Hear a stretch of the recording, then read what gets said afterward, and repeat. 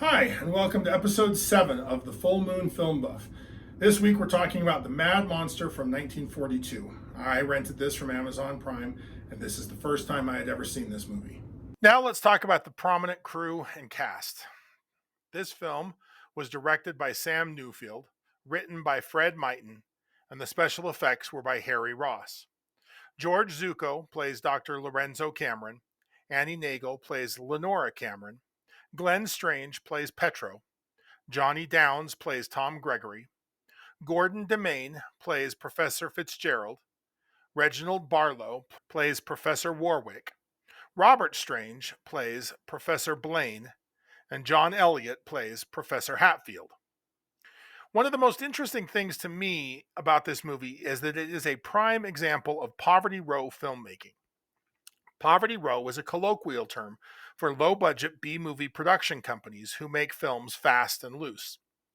Producers Releasing Company, the production company that made The Mad Monster, was either the biggest and best production company on Poverty Row or the worst and smallest major production company. They had a stable of writers, directors, actors, and crew who churned out film after film, The Mad Monster included. Director Sam Newfield was one of the most prolific directors in American cinema history, credited with over 250 films over a 35-year career. He made so many movies, he was occasionally credited under different names to hide how many he was making. Annie Nagel is probably best known for her voice acting on the Green Hornet radio serial and its sequels. Despite their unusual last name, Glenn Strange and Robert Strange are not related. Glenn would go on to replace Boris Karloff as Frankenstein's monster at Universal, so you may recognize him from there. Johnny Downs was an early child actor star, appearing on Our Gang. He ended his career co hosting a talent discovery program for CBS.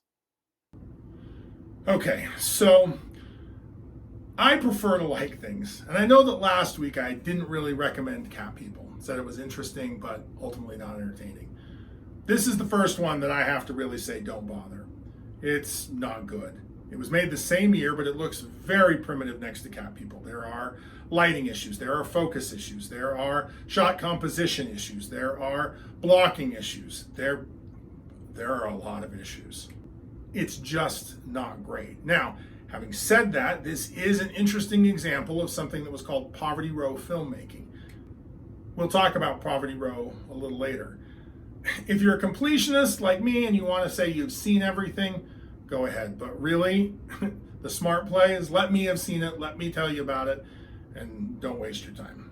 Now we're going to talk about the synopsis. Go ahead and listen to this rather than watching the movie.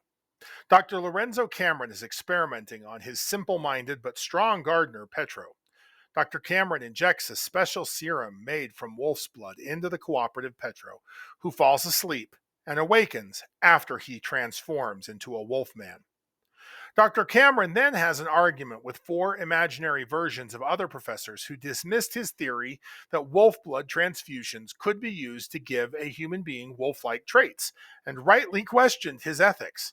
He recalls how the scientific community, the press, and the public joined in a resounding chorus of ridicule that cost him his position at the university, again, for very good reasons.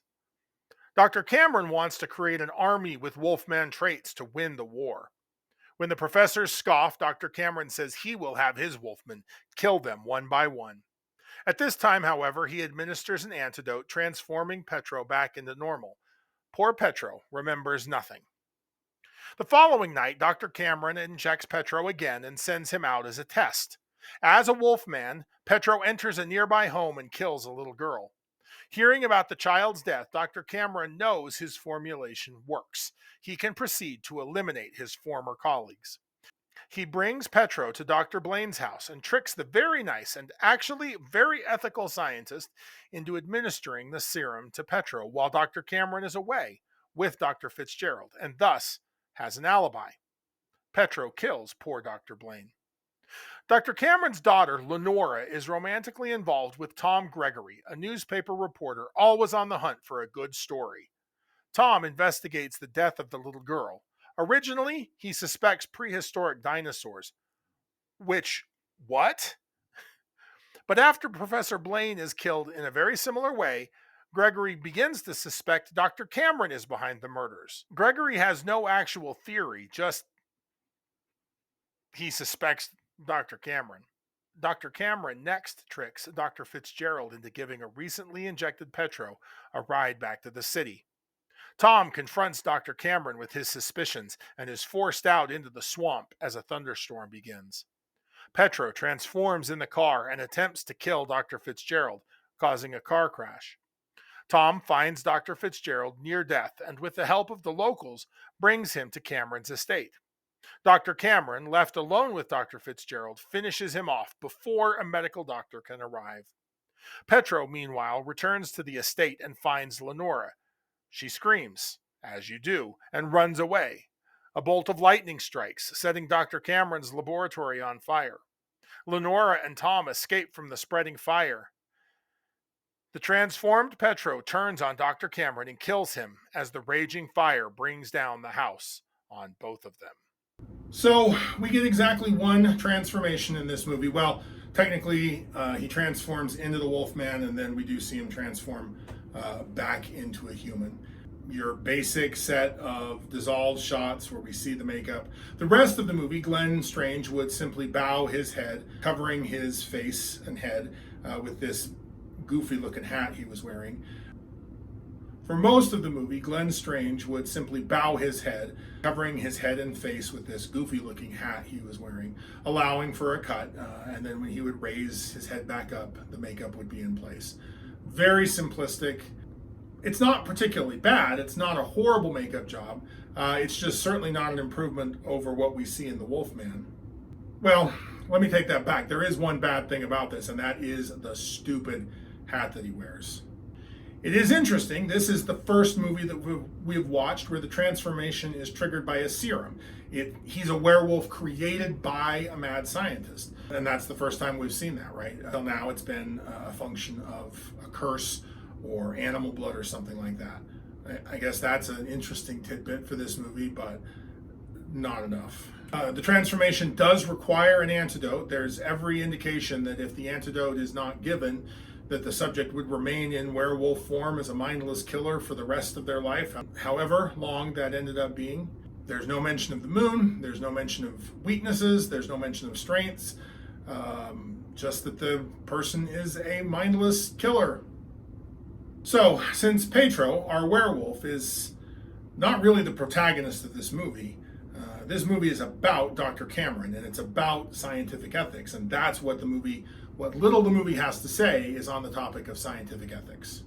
Dr. Cameron is experimenting on a patient who has not, and indeed because of his mental state, cannot give informed consent. He's doing dangerous, potentially lethal things to a person who has placed his trust fully in the doctor, and the doctor doesn't care at all if something bad happens to Petro.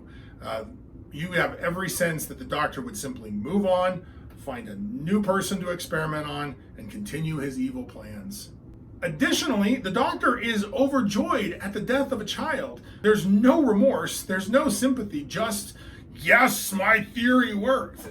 He is really over the edge in terms of being a mad scientist. In fact, this movie really borrows a lot from Victor Frankenstein. Even going further, right? Victor at least had some kind of positive motivation, although I guess wanting to win World War II is the positive motivation.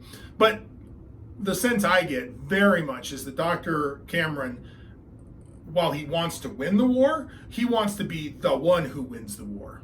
So in conclusion, this movie's not great.